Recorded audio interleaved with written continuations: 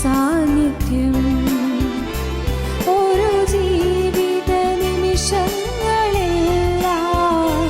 ഓർത്തിടുന്നു തവ സാന്നിധ്യം. വന്ന വഴികൾ ഒന്നോർത്തിടുമ്പോൾ ഇന്നയോളം നടത്തിയ നാഥ, നന്ദിയല്ലാതില്ലൊന്നുമില്ല. എന്നും കരുതലിൽ വഹിച്ചവനേ.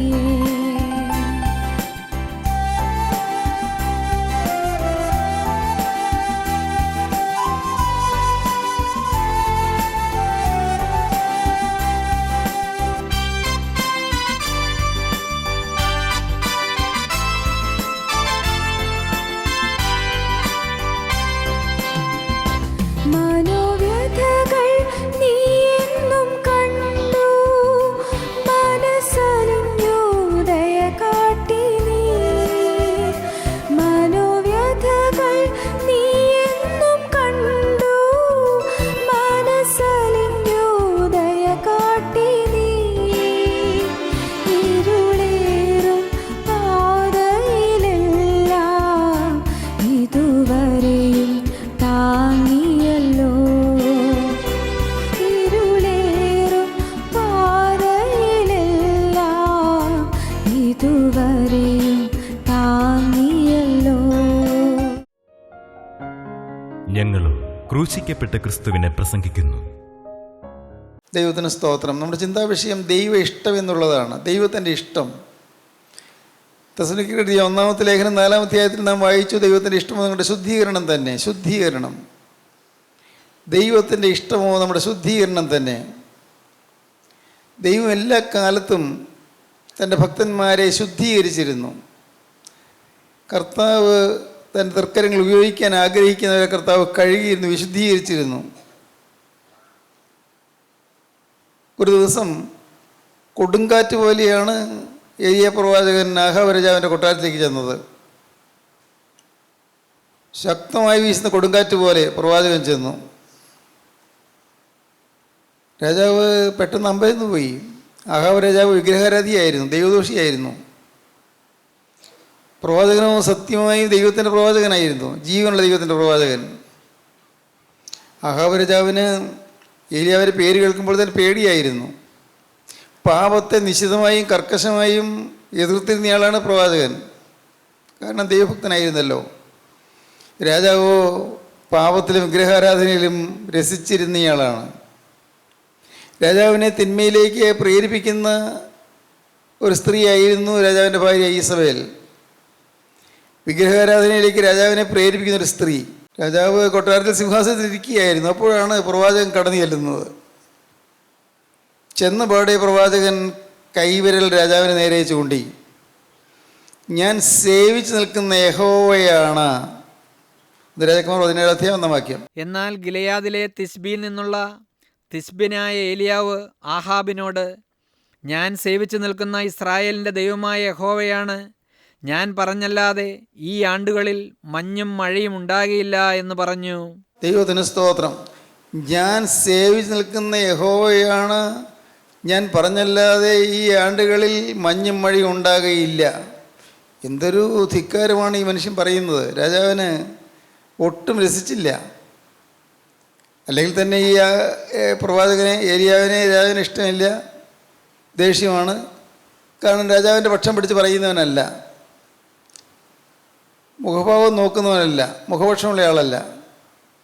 ദൈവം കൽപ്പിക്കുന്നു, സംസാരിക്കുന്നു. ദൈവം പറഞ്ഞു കൊട്ടാരത്തിൽ പോയി, ദൈവം പറഞ്ഞു കൊട്ടാരത്തിൽ ചെന്ന് രാജാവിനോട് സംസാരിച്ചു. അത്രമാത്രം.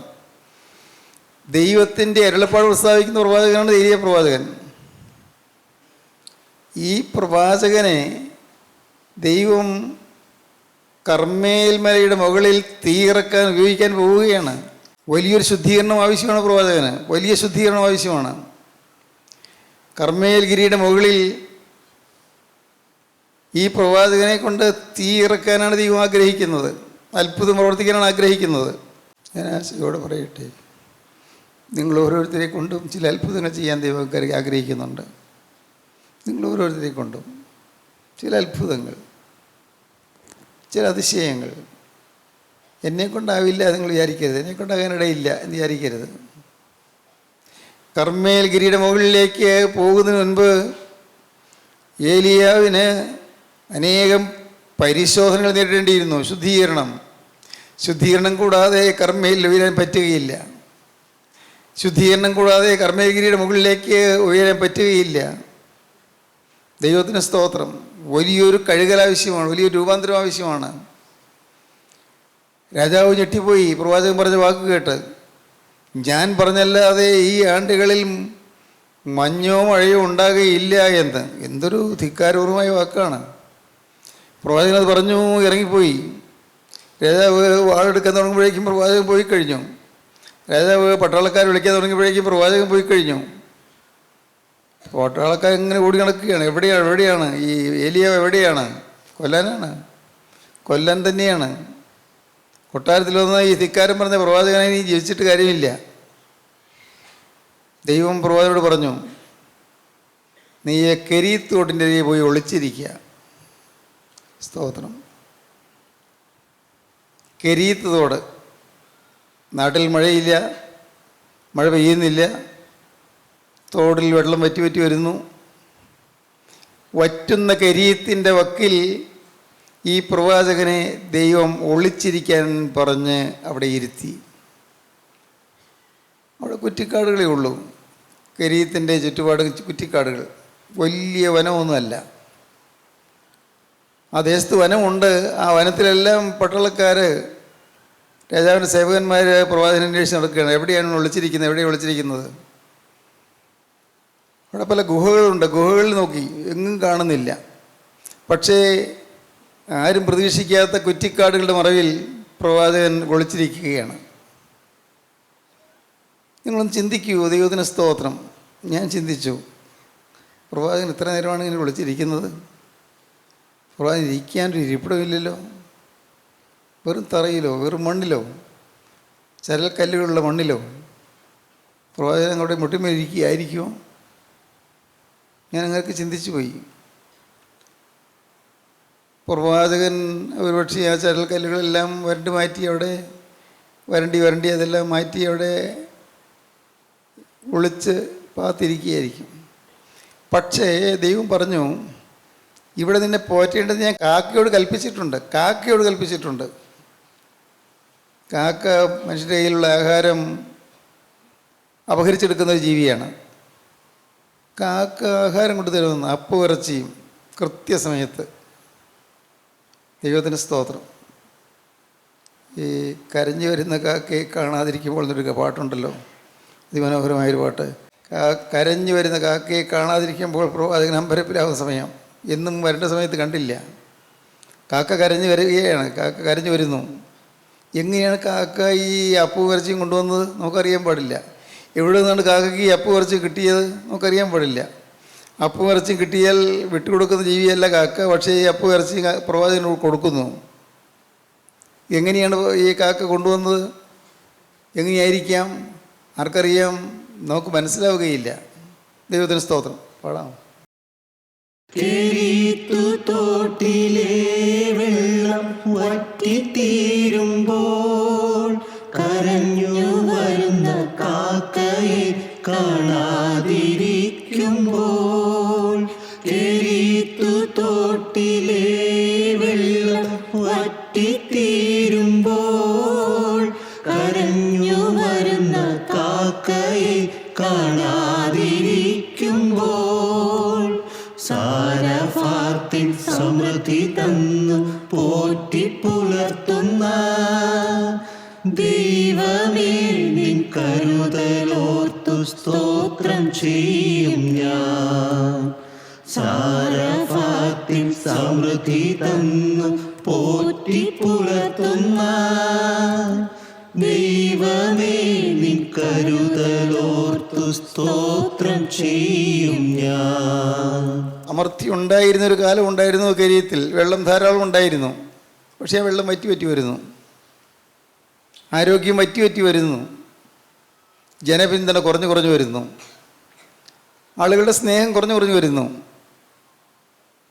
ഒരു സമയത്ത് നിറവുണ്ടായിരുന്നു, ഇപ്പോൾ നിറവില്ല. എല്ലാം വറ്റിക്കൊണ്ടിരിക്കുന്നു. പൈസ കുറഞ്ഞു വരുന്നു, പൈസയില്ല. എന്തു വേണ്ടു? എങ്ങനെ നേരിടും? എങ്ങനെ ഈ പ്രശ്നത്തെ നേരിടും? എൻ്റെ പ്രിയ സഹോദരങ്ങളെ, നിങ്ങൾ വിശ്വസിക്കൂ, ഒരു ദൈവം ജീവിക്കുന്നുണ്ട്. ഈ കടം എങ്ങനെ തീരും? ഈ ലക്ഷക്കണക്കിനുള്ള രൂപ എങ്ങനെ തീർക്കും? എങ്ങനെ ഫേസ് ചെയ്യും? ഈ വലിയ ദുരന്തത്തെ, വലിയ ഒരു പ്രശ്നത്തെ ഞാൻ എങ്ങനെയാണ് അഭിമുഖീകരിക്കുക? ദൈവത്തിന് സ്തോത്രം. ഞാൻ നിസ്സാരതയിൽ നിങ്ങളോട് പറയട്ടെ, നിങ്ങൾ നോക്കിയിരിക്കുമ്പോൾ നിങ്ങളറിയാതെ നിങ്ങളുടെ കയ്യിലേക്ക് പൈസ വന്ന് നിറയും. നിങ്ങൾ നോക്കിയിരിക്കുമ്പോൾ നിങ്ങളുടെ പരീക്ഷയിൽ വിജയം നിങ്ങളെ തേടി വരും. നിങ്ങൾ നോക്കിയിരിക്കുമ്പോൾ നിങ്ങൾക്ക് ഇതുവരെയും ലഭിക്കാത്ത ജോലി നിങ്ങൾക്ക് ലഭിക്കും. നിങ്ങൾ നോക്കിയിരിക്കുമ്പോൾ ഇതുവരെയും ലഭിക്കാത്ത രോഗസൗഖ്യം നിങ്ങൾക്ക് ലഭിക്കും. ഒന്ന് മാത്രം, അനുസരിക്കുക. കിരീടത്തിൻ്റെ വക്കിൽ ഒളിച്ചിരിക്കാൻ പറയുമ്പോൾ സംശയിക്കാതെ അനുസരിക്കുക. കർത്താവേ, കിരീടത്തിൻ്റെ വക്കിൽ ഒളിച്ചിരുന്നാൽ ഒരുപക്ഷെ പടയാളികൾ എന്നെ കാണുമോ? എന്നെ ഒരു വെട്ടി വീഴ്ത്തുകയില്ലേ? അവിടെ വലിയ കുറ്റിക്കാടുകൾ മാത്രമല്ലേ ഉള്ളൂ, മരങ്ങളൊന്നും ഇല്ലല്ലോ, അതിൽ വെള്ളം വറ്റിക്കൊണ്ടിരിക്കുന്നല്ലോ, ഞാൻ എന്ത് കുടിക്കും? ഇങ്ങനെ ചിന്തിച്ചാൽ മറുപടിയില്ല. ദൈവത്തിന് സ്തോത്രം. കർത്താവിൻ്റെ വലിയ നാമം മഹത്വപ്പെടട്ടെ.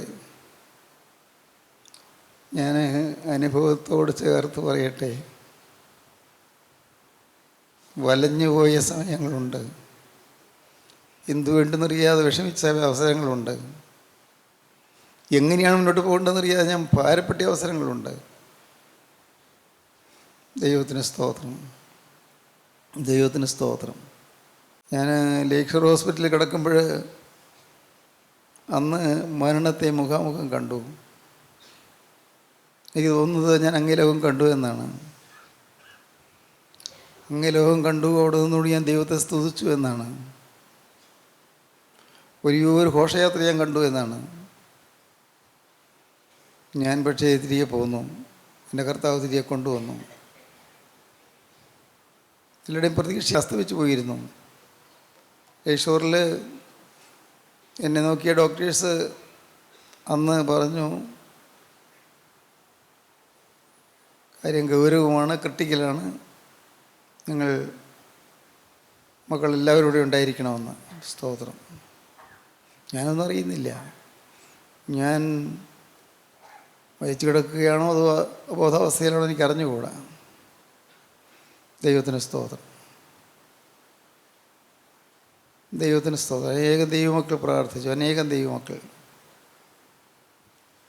അത് കഴിഞ്ഞു പിന്നെയും ആസ്റ്റമഡ് സിറ്റിയിൽ കിടന്നു.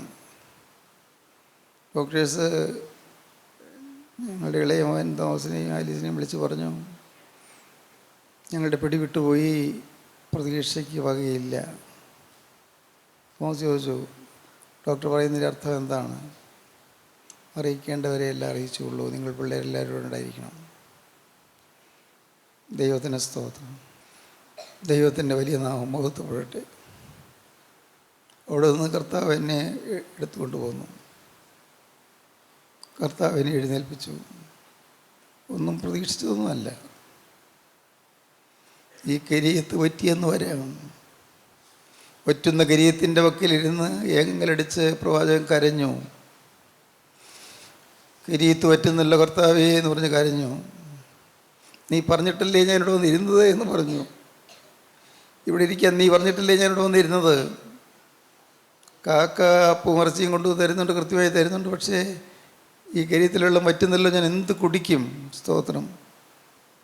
ദേശത്ത് വെള്ളമില്ല, എല്ലാ ജലാശയങ്ങളും വറ്റി വരണ്ടു, ഞാൻ എന്ത് കുടിക്കും?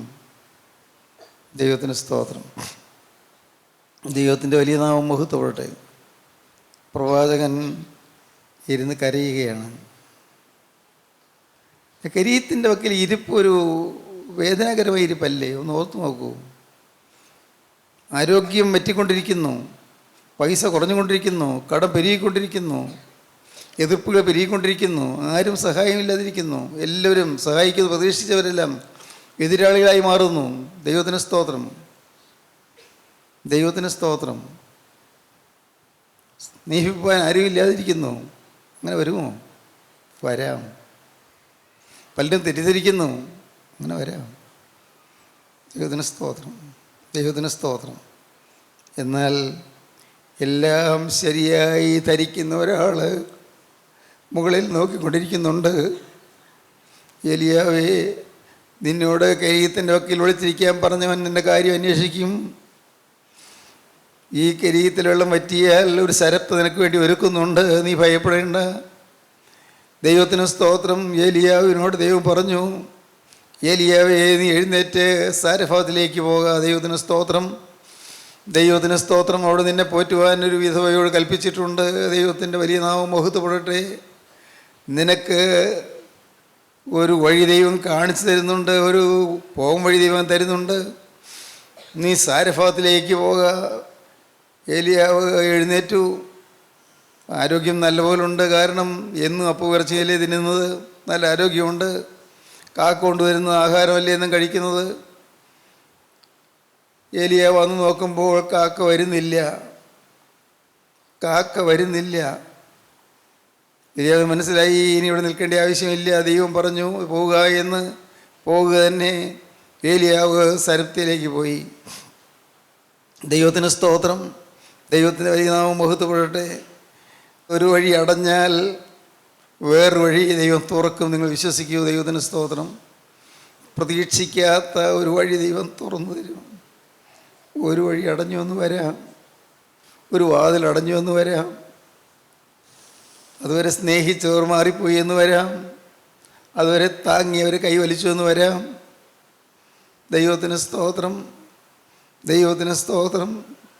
ദൈവത്തിൻ്റെ വലിയ നാമം മഹത്വപ്പെടട്ടെ. ഡോക്ടേഴ്സ് കൈവിട്ടു എന്ന് വരാം, ചികിത്സകൾ ഫലിക്കാതെ വന്നെന്ന് വരാം, ആയുസ് അറ്റുപോയി എന്ന് വരാം. ദൈവത്തിന് സ്തോത്രം, ദൈവത്തിൻ്റെ വലിയ നാമം മഹത്വപ്പെടട്ടെ. ഞാൻ ദൈവത്തെ സ്തുതിച്ചുകൊണ്ട് പറയട്ടെ, സത്യമായ ഒരു ദൈവം ജീവിക്കുന്നു. കർത്താവായ യേശു ക്രിസ്തു ജീവിക്കുന്നു. യേശു ജീവിക്കുന്നതുകൊണ്ട് ഞാനും ജീവിക്കുന്നു. യേശു ജീവിക്കുന്നതുകൊണ്ട് ഞാൻ സമാധാനമായി കഴിയുന്നു. യേശു ജീവിക്കുന്നതുകൊണ്ട് എനിക്ക് സന്തോഷമുണ്ട്, സമാധാനമുണ്ട്, ആശ്വാസമുണ്ട്. ദൈവമക്കളെ, നിങ്ങൾ വിശ്വസിക്കൂ. നിങ്ങൾ ക്രിസ്തുവിലേക്കൊന്ന് നോക്കൂ. നിങ്ങൾ അപ്പം തരുന്ന കാക്കയിലേക്ക് നോക്കണ്ട. നിങ്ങൾ നിറഞ്ഞൊഴുകുന്ന കരീത്തിലേക്ക് നോക്കണ്ട. നിങ്ങൾ സരത്തിലെ വിധവയുടെ മുഖത്തേക്ക് നോക്കണ്ട. നിങ്ങൾ ഉയരത്തിലേക്ക് നോക്കിക്കൊണ്ടിരിക്കൂ. അവിടെ നിന്ന് നിർദ്ദേശങ്ങൾ തന്നുകൊണ്ടിരിക്കും. അവിടെ നിന്ന് ആവശ്യമുള്ളത് എല്ലാ വിഭവങ്ങളും തന്നുകൊണ്ടിരിക്കും. മുകളിലേക്ക് നോക്കൂ. എന്തുകൊണ്ടെന്നാൽ അവങ്കിലേക്ക് നോക്കിയവർ പ്രകാശിതരായി. അവങ്കിലേക്ക് നോക്കിയവർ പ്രകാശിതരായി. അവരുടെ മുഖം ലജ്ജിച്ചു പോയതുമില്ല. വിശ്വാസത്തിൻ്റെ നായകനും പൂർത്തിവരുത്തുന്നതുമായ യേശുവിനെ നോക്കുക. നിന്നെ ദൈവം രൂപാന്തരപ്പെടുത്താൻ ഏതെല്ലാം വഴികളാണ് നോക്കിക്കൊണ്ടിരിക്കുന്നത്. നിന്നെ ശുദ്ധീകരിച്ചെടുക്കാൻ ഏതെല്ലാം വഴികളാണ് നോക്കിക്കൊണ്ടിരിക്കുന്നത്.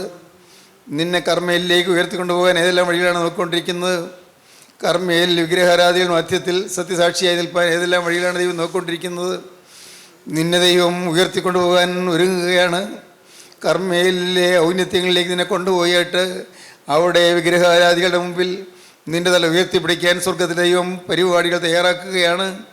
ദൈവത്തിന് സ്തോത്രം. ഇന്ന് കഷ്ടത്തിൽ വലയുന്ന ദൈവവൈതലേ, നിന്നെ ദൈവം ഉപയോഗിക്കാൻ പോവുകയാണ്. നിന്നെ ദൈവം ജാതികളുടെ മുമ്പിൽ നിർത്താൻ പോവുകയാണ്. ജാതികളുടെ മുമ്പിൽ നിന്ന് എഴുന്നേൽപ്പിച്ച് നിർത്താൻ പോവുകയാണ്. നിന്നെ ദൈവം തൻ്റെ കരങ്ങളെടുക്കാൻ പോവുകയാണ്. ഇന്ന് യാതനയേറ്റ് പിടയുന്ന ദൈവവൈതലേ, ഇന്ന് ദുരിതമേറ്റ് വലയുന്ന ദൈവവൈതലേ, ഇന്ന് കഷ്ടപ്പാടിൽ വലയുന്ന ദൈവവൈതലേ, ഇന്ന് വലയുന്ന ജീവിതമായി മനസ്സ് ഒന്ന് വീങ്ങിയിരിക്കുന്നവരെ, നിങ്ങൾ കേൾക്കൂ. നിങ്ങൾക്ക് നല്ലൊരു കാലം കർത്താവ് ഒരുക്കുകയാണ്. നിങ്ങളോട് ആശ്വസിപ്പിക്കുകയല്ല കേട്ടോ. എൻ്റെ കർത്താവ് ഒരു സ്തോത്രം. വ്യർത്ഥമായി ആശ്വസിപ്പിക്കുകയല്ല. നിങ്ങൾക്ക് ജീവനുള്ള ദൈവത്തിൻ്റെ വചനം തരികയാണ്. കർത്താവിൻ്റെ വചനം നിങ്ങൾക്ക് തരികയാണ്. നിങ്ങളിന്ന് വലയുന്നു, നിങ്ങളിന്ന് വിഷമിക്കുന്നു, ഇന്ന് വറുതിയുണ്ട്, ഇന്ന് വെള്ളം വറ്റുന്നുണ്ട്, ഇന്ന് ഇതുവരെയും വന്നുകൊണ്ടിരുന്ന കാക്ക വരുന്നില്ല. ദൈവത്തിന് സ്തോത്രം. ഇന്ന് നിന്നോട് ദൈവം പറയുന്നത് നീ അനുസരിച്ചാൽ മാത്രം മതി. ദൈവത്തിന് സ്തോത്രം. ദൈവത്തിൻ്റെ വഴിയിൽ നിന്ന് മാറാതിരുന്നാൽ മാത്രം മതി. ദൈവത്തിൻ്റെ വലിയ നാമം മഹത്വപ്പെടട്ടെ. ദൈവത്തിൻ്റെ വഴികൾ എത്ര മഹോന്നതമായ വഴികൾ, എത്ര മനോഹരമായ വഴികൾ, എത്ര ഉന്നതമായ വഴികൾ, എത്ര ശ്രേഷ്ഠമായ വഴികൾ. ദൈവത്തിൻ്റെ വഴികളോട് ചേർന്ന് നിന്നാൽ മാത്രം മതി. അവൻ നിന്നെ നയിച്ചു കൊണ്ട് പോയിക്കൊള്ളും. അവൻ നിന്നെ നടത്തിക്കൊണ്ട് പോയിക്കൊള്ളും. നിൻ്റെ മനസ്സിനെ ഉലയ്ക്കുന്ന പ്രശ്നങ്ങൾക്കൊരു പരിഹാരവും തന്നുകൊള്ളും. നീ വലയേണ്ട മകനെ, നീ വലയേണ്ട മകളെ, നീ ഉലഞ്ഞു പോകണ്ട, നീ ഭാരപ്പെടേണ്ട. നിന്നെ കാണുന്നൊരു ദൈവമുണ്ട്, നിൻ്റെ കാര്യം അറിയുന്നൊരു ദൈവമുണ്ട്, നിന്നെ തൻ്റെ കരങ്ങളെടുക്കുന്നൊരു ദൈവമുണ്ട്, നിനക്ക് വേണ്ടി കരുതുന്നൊരു ദൈവമുണ്ട്.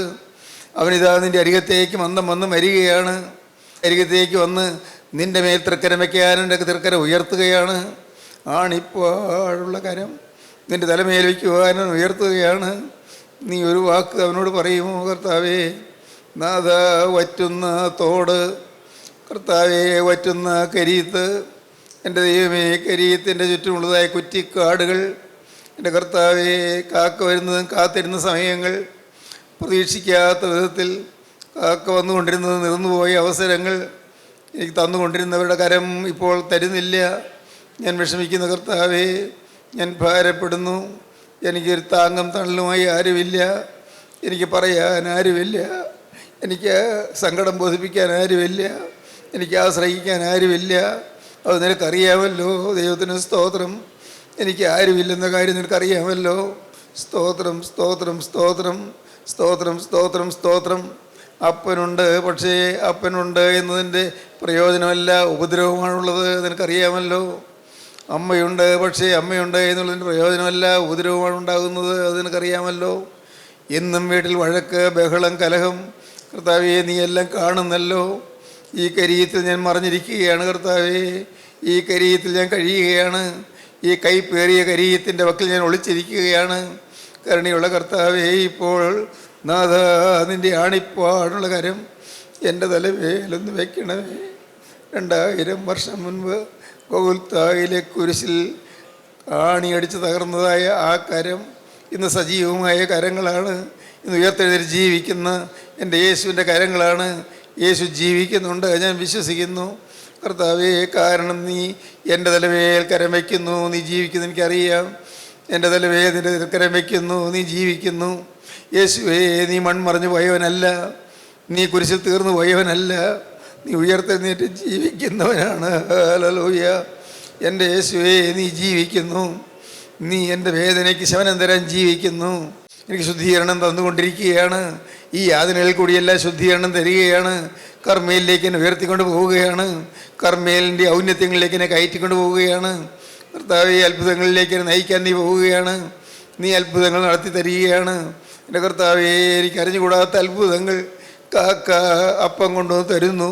എനിക്ക് മനസ്സിലാകാത്ത കാര്യമാണ് കർത്താവേ. കരീത്ത് പറ്റുമ്പോൾ അപ്പോൾ സരപ്തയിലെ വിധവയൊരുക്കുന്നു. എനിക്ക് മനസ്സിലാക്കാത്ത കാര്യമാണ്. നാഥ, ഞാനിതാ നിൻ്റെ കരങ്ങളിലേക്ക് നിസ്സാരമായി ആയുസ് വെച്ച് തരുന്നു. ഇപ്പോൾ കർത്താവേ, നീ എന്നെ കാണുന്നുണ്ടല്ലോ. നിൻ്റെ കരങ്ങളിലേക്ക് ഈ ആയുസ് ഇപ്പോൾ ഞാൻ നീട്ടി വെച്ച് തരുന്നു. നാഥ, നിൻ്റെ ആണിപ്പാടുള്ള കരം എൻ്റെ തലമേൽ വെക്കണമേ. എൻ്റെ ഈ അശുദ്ധി നിറഞ്ഞ തലമേൽ വെക്കണമേ. ദുർവിചാരങ്ങളും വൈരാഗ്യവും പകയും വിദ്വേഷവും അശുദ്ധ മോഹങ്ങളും നിറഞ്ഞ എൻ്റെ തലയിൽ നിൻ്റെ തർക്കരം വെക്കണമേ.